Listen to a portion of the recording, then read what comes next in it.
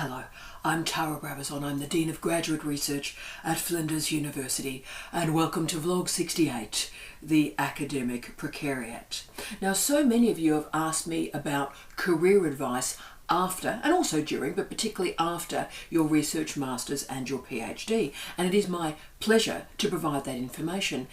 But the answers that I give you can never be singular, can never be Fordist, because the age of our cohort at Flinders University vary from their early 20s right through to their late 70s.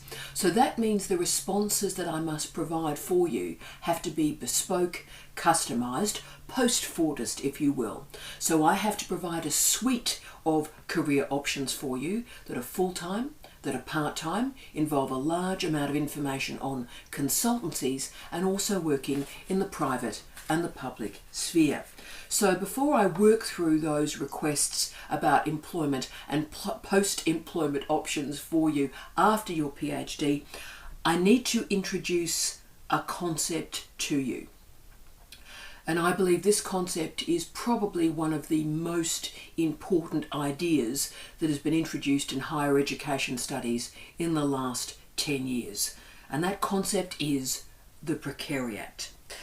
I was always actually going to deliver this vlog on the precariat right at the start of this process over a year ago, when I was thinking, what possible vlogs could I think about going forward? So I was trying to make sure I had a list of 20 or 30 ideas before I started. Well, one of my first ideas was to do a vlog on the precariat. That's how important it is. But in the last 10 days or so, three rather remarkable, odd, disturbing things have happened to me and also my dear friends around the world. So I thought, it's probably timely right now, before I start the heavy work on employability for you all, that I present this vlog on the precariat. Now, I just mentioned three stories that happened to me in the last 10 days or so, or indeed my friends, and I'm going to tell you those three stories now. So are you sitting comfortably? Well, if you are, you probably won't be at the end of these stories. One of my former departments, where I was the head, has just had a terrible shock. Something terrible has occurred to my former staff that I care about and love very deeply. 12 of my former colleagues, my former staff, were drawn into a room and informed that all of them within 6 weeks would no longer be in work. All 12 were in effect sacked. They were told there would be 4 posts available. 3 of those posts would be permanent and 1 would be a 2-year contract, and they welcomed their applications if they would like to apply for those posts. 12 great colleagues, great academics, great teachers, great researchers, and remember, they were permanent staff. They have families, they have mortgages, and simply they were told their services were no longer required. That's story 1. Story 2 comes from a great friend of mine who's on a 0 hours contract in the United Kingdom. Yes, you heard correctly, 0 hours contract. He's just been offered a very high-paying secondment in a British governmental department for a year. Very high-paid, fantastic job. I'm really proud of him. But he's on this 0 hours contract at the university. Remember, he's not being paid anything per week. He may get some payment for work, or he may not, but it's a 0 hours contract. And he was told that he's going to have to delay that secondment for at least 3 months, because they're going to demand that he works through his 3 months notice before he takes that secondment. 3 months notice. So remember, he's not being paid anything, and yet they're asking via this contract that he still works out his 3 months notice. Wow. So why is the university doing this? Well, this particular university has just sacked 124 full-time staff members, and therefore they need a large casual pool of academics who can do that work while the university works out what it's going to do in the medium to long term. So they've simply sacked all the full-time staff and are reliant on this 0 hours contract and part-time staff to fill in the gap for students in the mitigating period. Okay, so that's story 2. Story 3 just happened to me last week. Now, I wrote an article for an Australian online journal. This is a fully refereed online academic journal, and I wrote that article 12 years ago, all going well. The journal contacted me last week and reported that that article had been used in an Australian study guide. So it had been used to teach students. It was a film article and it had been used to teach students. And the journal had received a $275 copyright on the basis of my article. So I wrote it, my copyright, my IP, and $275 as revenue had been made on the basis of my copyright and IP. And also I never signed that copyright away to the journal. That's also important. Now, they asked that I not actually receive the payment for my article that I've written, but I donate that money to the journal. Now, this was an article, like all of you, that I have written for free. I did all the research on that article. I bought all the books that were required to write that article, so I'd taken all the expense, and now they're stating, oh, right, well, when there is a little bit of profit available via copyright breach, you can't accept that money. Would you give it to the journal out of the goodness of your heart? So this is the nature of academic life, and these 3 stories provide, I think, a punctuation for what is going on at the moment. How do we understand these types of stories? And the answer is, I think, found in Guy Standing's book, The Precariat. But before I get into this concept and its relevance to higher education, I wanted to just state that this isn't something that is new, that's happened in the last couple of years, that is something that's, for example, the post-global financial crisis. This sort of behaviour and treatment of PhD students in particular, and the part-time staff in universities, isn't new, it's always happened. I always remember, and it's a horrible moment for me, and I always get upset about it, so I apologise if I get upset on camera, but during the first year of my PhD, I was 24 years of age. I'd just finished a research master's the year before, and my supervisor told me that I would not be in full-time academic work until my mid to late 30s. I was 24, mid to late 30s. I wouldn't be in a full-time academic job till my mid to late 30s, and that I would be his part-time teacher working on his courses until then. And I always remember this dreadful, it was really almost a sadistic grin that was on his face. It's like, basically, you are mine and you will do what I tell you to do. Right. So needless to say, I wasn't too impressed by this, like losing a decade of my life by somebody supposedly saying that's how my life is going to be. So within 1 month, I'd attained my first full-time academic post in Wellington, and I've never been unemployed or underemployed one day since that time, and I've never been since then another man's tutor. Boom. Now, he was wrong and he was offensive. And that's actually the point I'm making today, because you are, as a PhD student in our higher education system, you are disempowered. And it's important to start from that basis. You are disempowered, and so therefore you need to think about what you want, what type of employment, what type of funding, what type of salary, what type of wages you want in your life going forward. And to do that, to work out who you are, and how we empower you in international higher education, means that you have to have a pretty good understanding of the political economy of international higher education. And that means you have to understand what is going on in universities far beyond Flinders, far beyond Adelaide universities, and far beyond Australian universities. You need to really think about the nature of academic employment. And that's why we're talking today about the precariat, because the precariat is also about you self-limiting your options. So I've received so many emails from all of you about, oh right, well, what sort of postdoc should I do? What sort of tutoring job should I take? What sort of lab demonstration role should I take? What sort of contract should I accept? What sort of teaching only contract should I accept? So they're the options that are often being presented to you. And there is no doubt that higher education requires PhD students and all of us to do those roles. And those roles will be part-time, they will be contract-based, and they will, yes, be casual jobs. So what Guy Standing was describing and analysing is this new formation. So this book, Guy Standing's The Precariat, was published in 2013, and it particularly evaluated the impact of the global financial crisis, the GFC, in 2008 and 2009 on the nature of employment. And yes, higher education, universities, was one of his clear and key case studies. So what Standing was showing was how all businesses, including universities, were transforming and transferring risk.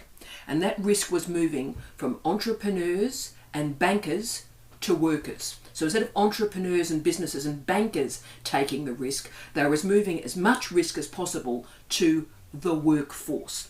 So the goal was flexibility, so that workers had absolutely no security and employers had full control over the nature of their workforce. Full control. So Guy Standing argued that there were two groups in our culture right now, the precariat and the salariat. The precariat and the salariat. And we see both those groups in universities right now. The salariat are in stable, full-time employment. They have holidays, they have sick leave, they have superannuation, and they have permanence.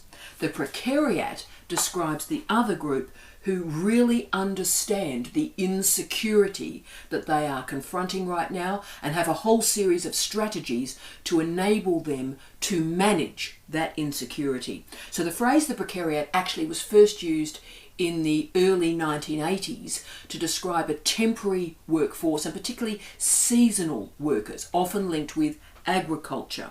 So this is the group post the creative industries, post the late 1990s, the knowledge economy. This is the group that manages insecurity. And they manage what's often these days referred to as the portfolio career or the gig economy. And I will do separate vlogs on those terms. So this is part-time work, this is underemployment, and this refers to 0 hours contracts and often free types of internships. The grey or the black economy is also part of this movement that's these days referred to as the handshake economy. So for Guy Standing, universities particularly embody this movement from public good to private risk. Public good to private risk. Universities require what he describes as, quote, a floating reserve, end of quote. This is a group who are prepared to work 24/7, prepared to work digitally, prepared to work at home. So this is a completely different way of thinking about a university. And Standing describes this as, quote, the teacherless university. So remember, when anyone's talking about student-centered learning or flexible learning, it often is a critique of teachers and teaching, and indeed expertise, I would argue. So one easy way in which we disempower academics, disempower expertise, is say, oh look, anybody can teach. Anybody can teach. And that, of course, is disrespectful for you, because it's saying, oh right, well, we don't need professors and people of expertise. Even a PhD student can teach. So it is a critique of teachers and teaching. Now, that's been a radical change during my lifetime. When I was enrolled as a first-year student in a posh elite university, I was taught by professors. They lectured, but the professors also tutored me, and they also assessed my work. Now, most of you know I've committed my life to also teaching first-year students. I taught first-year students, I will teach them again, and I've taught first-year students for 22 years. As a full professor holding a chair, I was told, oh Tara, you can, work and teach the fourth-year students in the Canadian system or the third-year students and the honours and master's students in the British system. But I said, no, the best teachers should teach first year. The professors should teach first year. Now, we rarely see that type of commitment these days because of the casualised workforce. So professors now may lecture, but they very rarely tutor, and they certainly very rarely mark first year students. So this is our casualised workforce in higher education. Now, this has benefits for you. I'm not presenting this as a negative vlog this week. This system has a huge amount of benefit for you because there is plenty of casualised work for research masters and PhD students. So my last 3 jobs were as a head of school and a head of department. I would be writing the contracts out for our PhD students to do work each semester, and I would be signing off contracts for a 13-week semester for $20,000 for a PhD student because they were teaching 3 and 4 courses. No permanent staff were being hired, there was a freeze, so therefore casual staff, PhD students, gained a huge amount of work. So this is great for you, you can pay your bills. The challenge is that this work also pulls you away from your PhD. But again, it has advantages for those of you that require flexibility. You might have children, you might have a whole series of caring responsibilities, and therefore you do require a more flexible way of constructing your work-life balance, if I can use that cliche. So one of my former PhD students, brilliant woman, completed her PhD in 3 years, great topic. She has 2 wonderful children and her husband works FIFO. Okay, so just after her PhD, she accepted 3 days a week work for a particular university in Australia on a rolling contract. So every year, every 12 months, she would sign this contract to do this work, 3 days a week. She's been doing that type of work on a rolling contract for 12 years.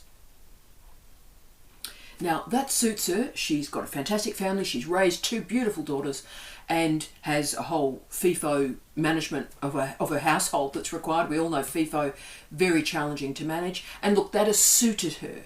But can I also say she hasn't had a choice. She hasn't been able to decide, oh, look, maybe I'd like to go into a permanent job at this point. This is the contract that has been offered to her.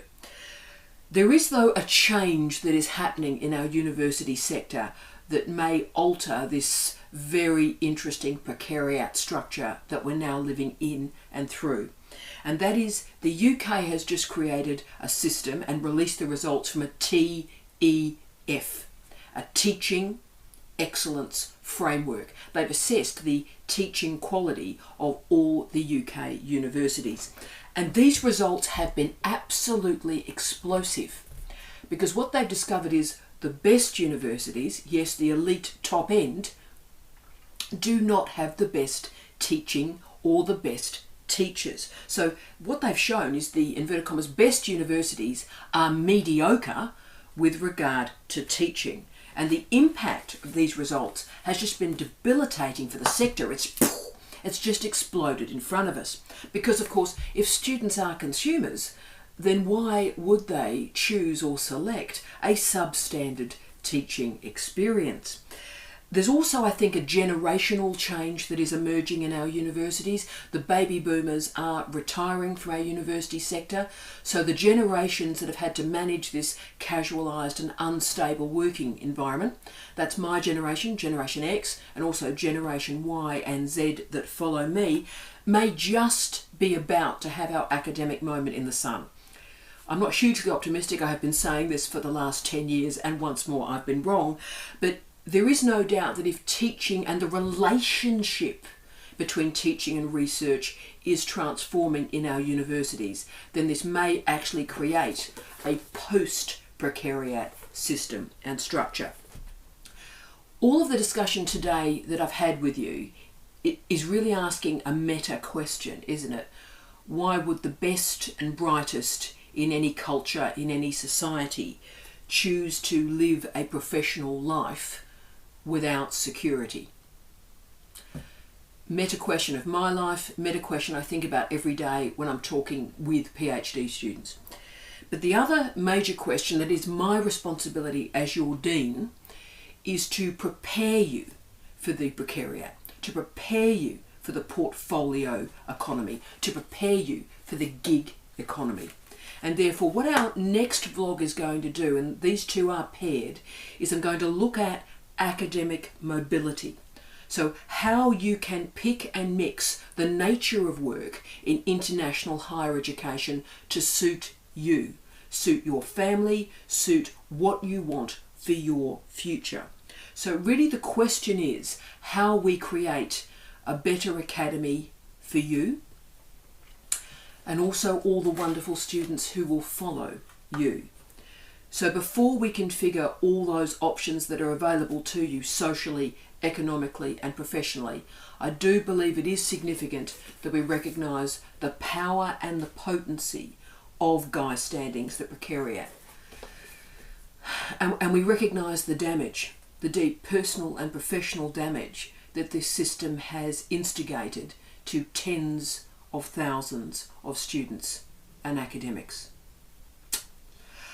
As always, I wish you love, light and peace. Tea out.